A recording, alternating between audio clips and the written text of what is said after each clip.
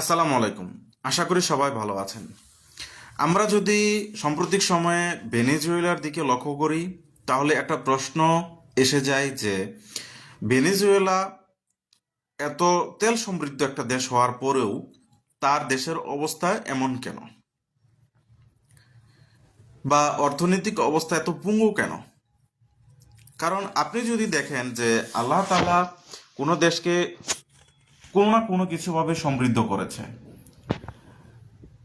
এমন কোনো দেশ নেই যাতে আল্লাহ তালা ওইরকম স্বয়ংসম্পূর্ণভাবে কিছু না দিয়েছেন। আমরা যদি দেখি যে ভেনেজুয়েলাতে তেলের পরিমাণ অপ্রতুল, অনেক পরিমাণ তেল রয়েছে তাদের নিকটে, এবং বিশ্বের যে প্রথম মানে তেল বলতে আমরা বুঝি যে তিন ধরনের তেল রয়েছে প্রাকৃতিকগতভাবে। তার ভিতরে যে ভারী মানের যে রয়েছে, উৎকৃষ্ট মানের এক নাম্বার যে তেল রয়েছে, সেটাই কিন্তু আহ, তিন দেশ রয়েছে টপে। তার ভিতরে রয়েছে ভেনেজুয়েলা, কানাডা এবং রাশিয়া। উৎকৃষ্ট মানের যে তেল আমরা যদি দেখি সৌদি আরব, কাতার, কুয়েত, এগুলো না, তিনটা, ভেনেজুয়েলা, রাশিয়া এবং কানাডা। তাহলে এদের থেকে উৎকৃষ্ট মানের তেল রয়েছে ভেনেজুয়েলার কাছে। তারপরেও ভেনেজুয়েলার অবস্থা এমন কেন, অর্থাৎ নাজুক কেন? প্রায় বাংলাদেশের থেকে নাজুক অবস্থা রয়েছে অর্থনৈতিক অবকাঠামোর ক্ষেত্রে বা রাজনৈতিক ক্ষেত্রে। আমরা দেখি যে কিছু বিশ্লেষণ যদি আমরা করি, তাহলে দেখতে পারবো যে আহ, তারা ছিল তারা মনে করত যে তাদের নিচে এমন পরিমাণ তেল রয়েছে, সেই তেল কখনোই আর শেষ হবে না। তারা তেল বিক্রি করেই বা তেল উত্তোলন করেই তাদের জীবন জীবিকা কাটিয়ে দিতে পারবে, এবং এটা জাতীয়করণ করা হয়, অর্থাৎ সবাই এর থেকে বেশ বেনিফিট পাবে এর জন্য। এবং কি ট্যাক্স, ব্যাট ইত্যাদি মুকুফ, নামমাত্র বা মুকুফ করে দেওয়া হয়েছিল। এর ফলে সরকারের কোষাগারে কিছু পরিমাণ, অনেক পরিমাণ হ্রাস পেতে থাকে। এমনকি মানুষও অলস, জনগণ ওই দেশের জনগণও অলস এবং অথর্ব হয়। তারা গ্রোসারি, তারা কসমেটিক্স বা বিভিন্ন জিনিসগুলো রয়েছে, যে জিনিসগুলো বাহির থেকে আমদানি করে তাদের কাজ মেটাতো, তারা গবেষণা থেকে পিছিয়ে গেছে, এমনও রয়েছে, এমন অবস্থা হয়েছে। কারণ তারা এতটাই তেল নির্ভর ছিল। যেমন মনে করেন যে আপনার কাছে এমন সম্পদ রয়েছে, যে সম্পদটা আপনি কখনো খেয়ে শেষ করতে পারবেন না, এবং আপনার পরবর্তী বংশধরও এটা খেয়ে শেষ করতে পারবে না। তখন তখন কি হবে? আপনার বুক বিলাসে মত্ত হয়ে থাকবেন আপনিও এবং পরবর্তী বংশধররাও। এর ফলে কি হবে? আপনি এবং আপনার পরবর্তী বংশধররা কি হবে? সম্পদ হারাতে থাকবেন। ঠিক তদ্রূপই ভেনেজুয়েলার ক্ষেত্রেও কিন্তু এমনটাই ঘটেছে, উদাহরণ যদি নিতে পারেন। কারণ ভেনেজুয়েলা কখনোই মনে করেনি তাদের তেল শেষ হবে। তারা ভোগবিলাসিতায় মত্ত ছিল, এবং কিছু মানুষ রয়েছে বা যারা শিক্ষিত রয়েছে, দুর্নীতি, তাদের করাপশন অনেক ব্যাপক হারে বৃদ্ধি পেয়েছিল, যার ফলে তারা মনে করছে যে এই দেশে তাদের জন্য কোনো ফিউচার নেই। তারা, অর্থাৎ ভালো শিক্ষিত যারা রয়েছে, স্টুডেন্ট রয়েছে, তারা ভেনেজুয়েলা থেকে সরে গেছে। করাপশন, রাজনীতি সবকিছুই তাদের প্রতিকূলে চলে গেছে। এর ফলে আবারও 2017 সাল থেকে বিভিন্ন সময়ে স্যাংশন দিতে থাকে আমেরিকা।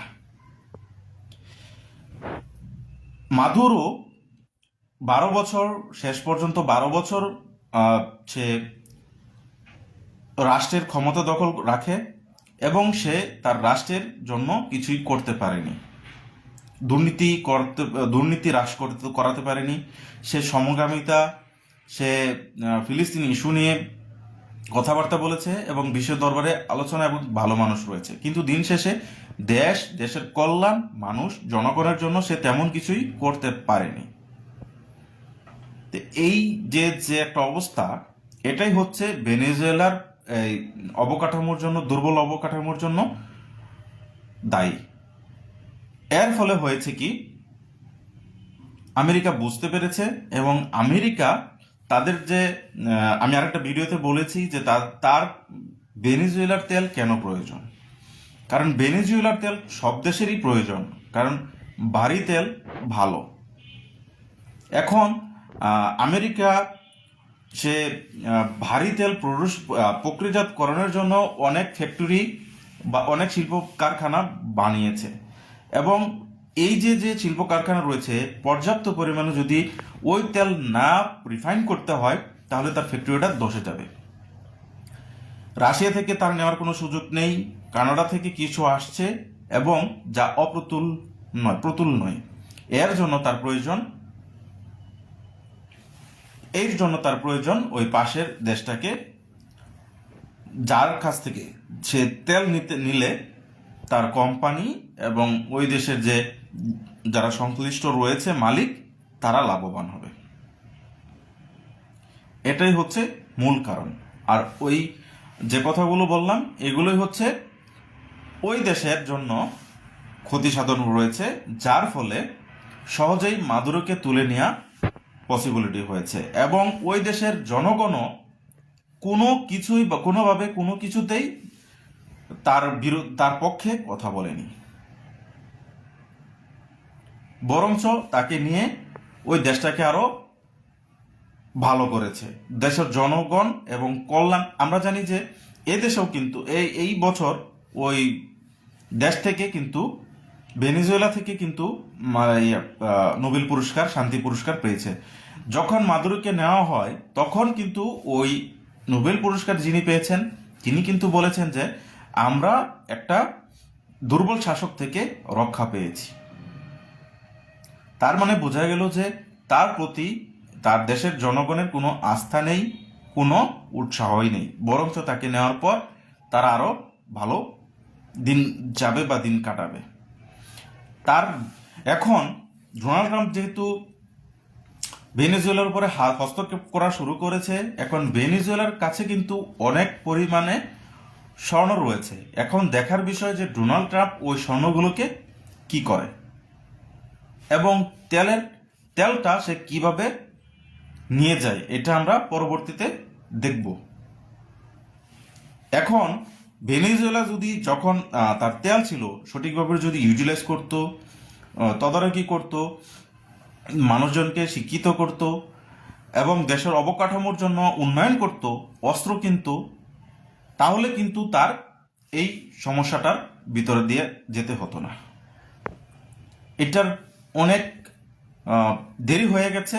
এখন সামনে আমরা দেখব ট্রাম্প সে কিভাবে ভেনেজুয়েলাকে নিয়ে খেলায়। সবাই ভালো থাকবেন।